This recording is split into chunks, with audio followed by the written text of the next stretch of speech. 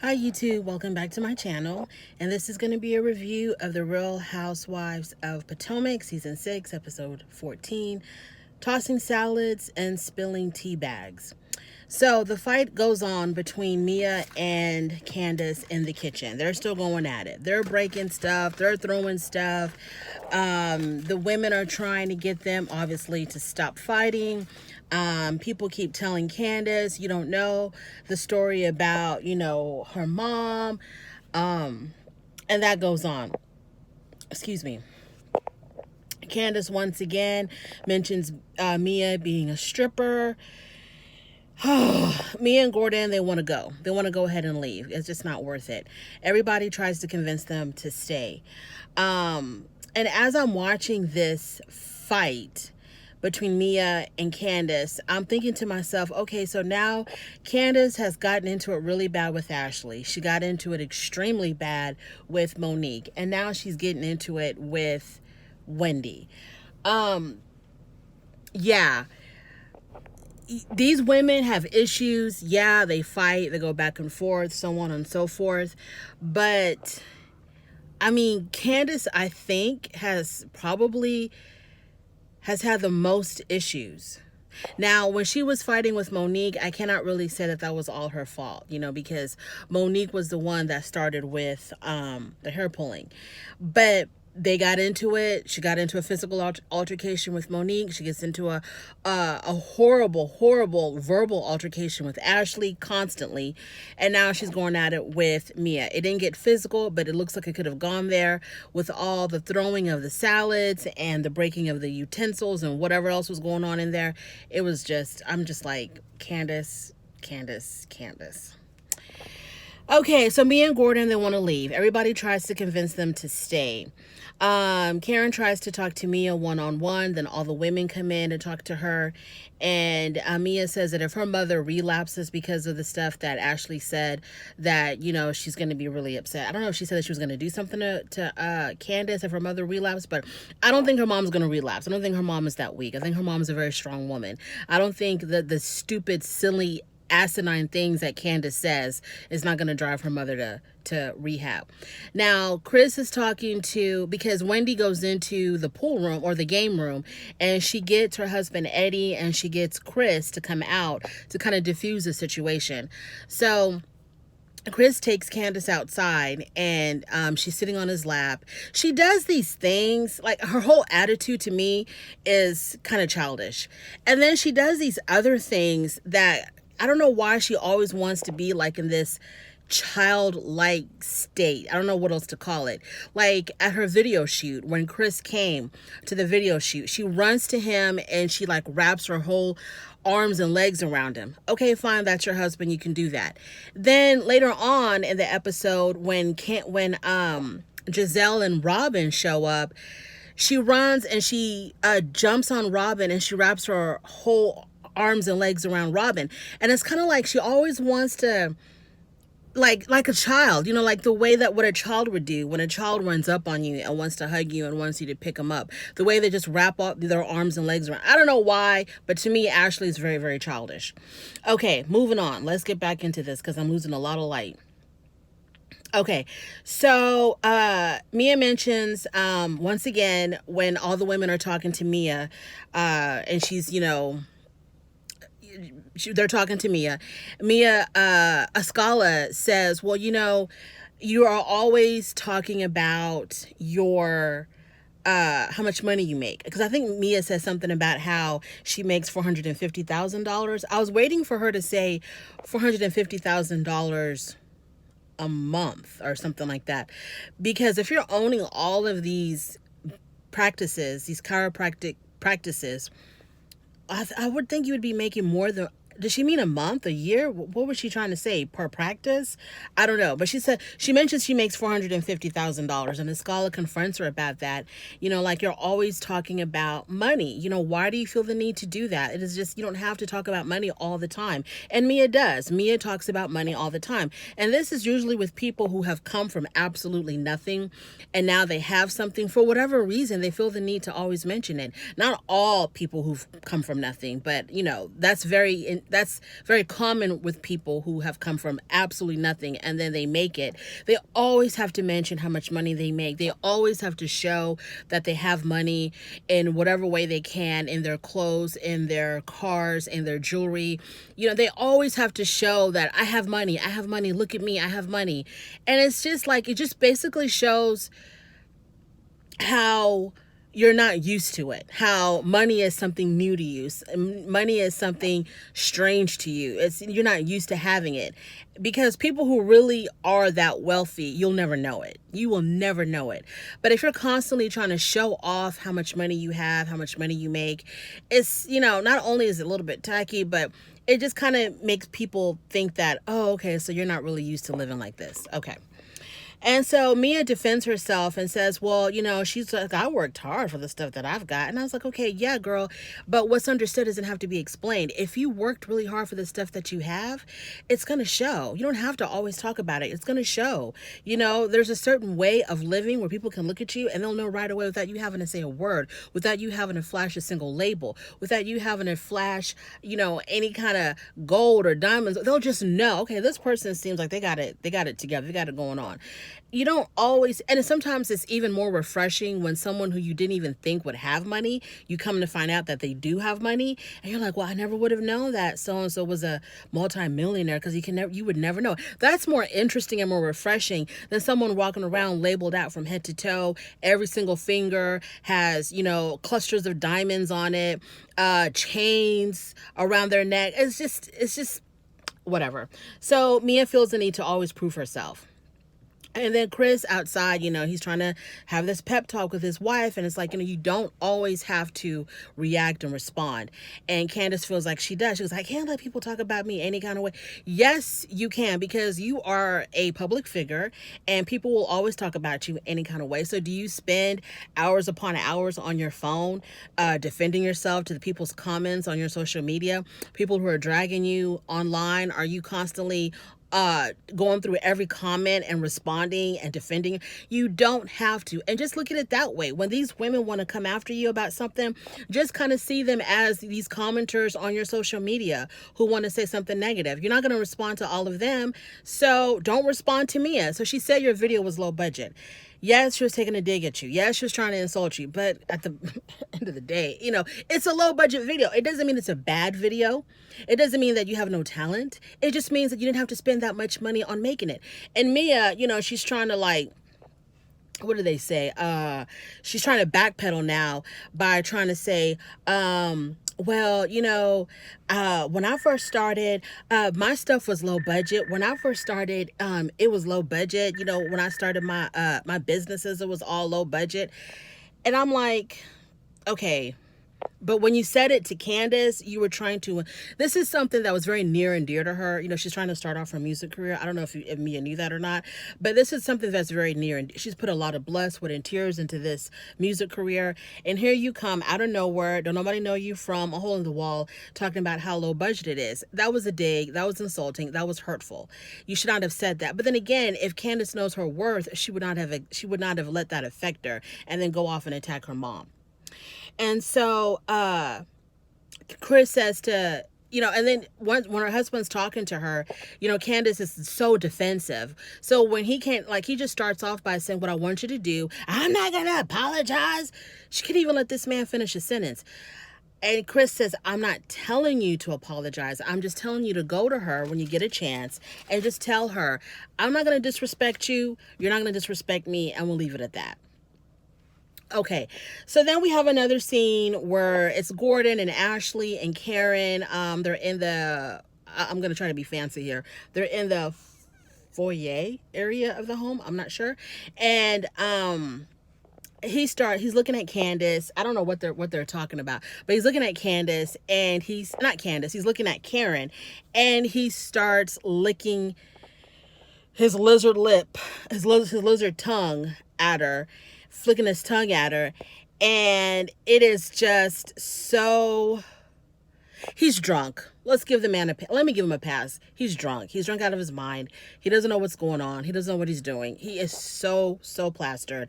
So I'm not gonna go in too much about how disgusting that looked. He was drunk. Okay, Ashley and Chris have a scene in the kitchen because Chris takes it upon himself to clean the kitchen because there's like lettuce, salad, just all over the place.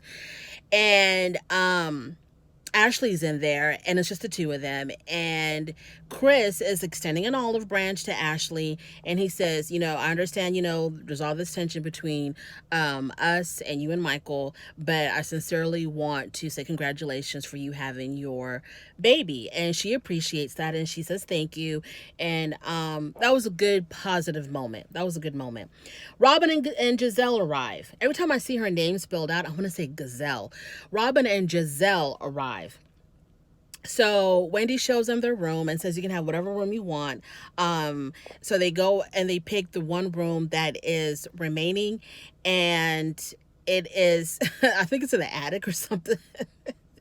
And it's got 3 beds in it. And poor Giselle, she comes there with her broken toes and she needs help with her luggage and she can barely get up the stairs. And so they get into this room and they're already upset about having to be there. And Robin is on her period, so she's in a really foul mood. Giselle has her broken toes, and they're put into this kiddie room, and they're not happy. They are not happy. And there's a sandwich or like a crab cake or crab sandwich or something on one of the beds, and Ascala had left it there earlier. And I'm like, why would Ascala put that sandwich on the bed? Like, what's wrong with her? Like, why would you do that? Why don't you just throw that thing in the trash? So she puts it on I don't know, she puts it on the bed. And like Giselle is like, what the hell is going on here? They're in this tiny room with 3 beds and there's like food on the bed. So Candace comes in and she gives them a recap about what happened because Ashley had already given them the recap of what happened between Candace and Mia. So then when Candace is in there talking to Giselle and Robin, she's telling them what happened, her side of the story, and of course she makes her side a little bit better. And they tell her, well, that mom comment that you made about her mom being broke, that was just no bueno. That was no good. You should not have done that. And Candace is constantly like trying to, well, she didn't defend herself. She basically admitted that what she said was wrong. She said that, I didn't know what her backstory was, but now that I know her backstory, she admits that she shouldn't have said anything about her mother. And then in her confessional, she says that if I would have known her mom's story, I would have talked about her big feet, her this or that. And I'm like, exactly, Candace, that's what we were trying to tell you. Yes. And because you didn't know, you shouldn't have mentioned it at all, because you don't know what people are going through, you don't know. Just stick to that person. If that person's insulting you about your low budget video, insult her about her low budget plastic surgery. You got all this plastic surgery. How much did you spend on it? $100 because it looks really low. But that's what you should have done instead of bringing in people who have nothing to do with anything. Okay, so she learned her lesson about that. So then Wendy comes in and they ask about the bathroom. So Wendy comes into the room, I guess, to greet them. And Giselle and Robin are like, okay, where is the bathroom? And Wendy goes, oh, there's no bathroom in here. And Giselle looks at her and she's like, do you see one? And so she's like, well, you can go downstairs. And I'm like, Wendy, you're trying to be good vibes only. And you're telling this woman with a broken toe that she just needs to go find one in this huge house. Come on. You should have taken that into consideration. You wanted them to come. You invited them. You wanted them to come for whatever reason. I don't know if you had ulterior motives or you were genuinely wanting to see them. You could have at least made arrangements that Giselle would have something a little bit more comfortable because she had an injury. So she's like, well, there's bathrooms. You just go find one. So they're looking at each other like, well, Robin is like, I'm not staying here. This is not happening. I'm on my period. I'm not to be messed with today. So Robin is trying to find a hotel. She's on her phone trying to find a hotel, I'm thinking. And then Ashley comes in. She brings everybody shots. Then Mia comes in to greet them. And Robin is like, I'm trying to find a hotel and I'm trying to get the hell out of here. So then everybody gets ready for dinner. They all pile into the van. As soon as Gordon gets in the van, he's knocked out. He's passed out because Grandpa cannot hang. And that's basically what the van scene. Then they get to dinner. Robin's not feeling it. She's on the phone again, I guess, still trying to find a hotel. The group behind them, there's a group of men that is sitting behind them. And at first, Ashley was like telling Giselle, hey, do you see anybody back there that you think is attractive? And Giselle was like, yeah, they're fine. They're okay, but they're just not my type. I have a feeling that Giselle likes them real dark and sweet, real mocha. So, everybody over there, this group of guys who we thought were all single men, they buy everybody at the table a shot. And then there's another table behind them on the opposite side of where they're sitting, and it's a group of women. So when they brought the shots over for the Potomac crew, the women in the back were like, hey, we're your wives. What about us? How come you didn't buy us any shots? So those women ended up being these men's wives. And then Karen, for whatever reason, gets up and she goes to the men's table and she tells the men, okay, those are your wives over there. Why wouldn't you buy them a shot? And so because you didn't buy them a shot, you need to do something real nice for them. And I'm like, what? Karen, go sit down. Sit down and be quiet. Wendy toasts to forgiveness.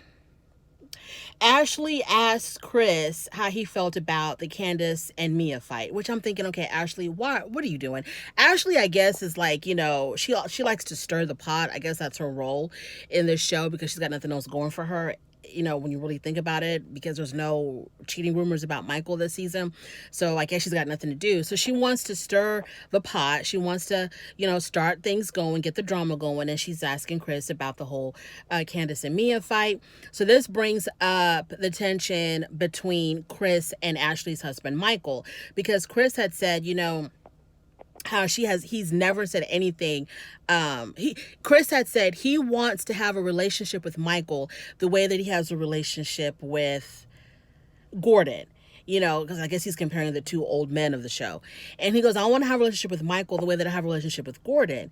And I don't want any tension or any issues between me and Michael. And then Ashley says, well, Michael wants the same thing, but you said a lot of stuff about him. And then Chris was like, I've never said anything about Michael. I have said, he said stuff to Michael when they were fighting, when they were, getting into it with each other, which is, all fair, but he's never said anything about Michael.